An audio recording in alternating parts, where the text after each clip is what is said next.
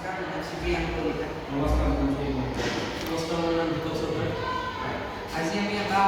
নতুন innovative idea এটা আপোনালোকৰ আগত আনিছোঁ যাৰ নাম হৈছে ৱাইণ্ডেড চ'লাৰ কম্বাইন এনাৰ্জি আমি সকলোৱে জানো যে যেতিয়া বতাহৰ পৰা তাতে ৱাইণ্ডমিল এটা ঘূৰে তেতিয়া তাতে টাৰ্বাইন ঘূৰাই পেলাই ইলেক্ট্ৰিচিটি প্ৰডিউচ হয় ঠিক তেনেদৰে আমি চ'লাৰৰ পৰা আমি ল'ব পাৰোঁ কিন্তু আমি ইয়াতে কি কৰিছোঁ আমি দুটা বস্তু কম্বাইন কৰি দিছোঁ যাৰ ফলত আমি একেখিনি খৰচতে কম সময়ত আমি অধিক পৰিমাণৰ বৈদ্যুতিক শক্তি আমি বেছিখিনি তাৰমানে আমি আহৰণ কৰিব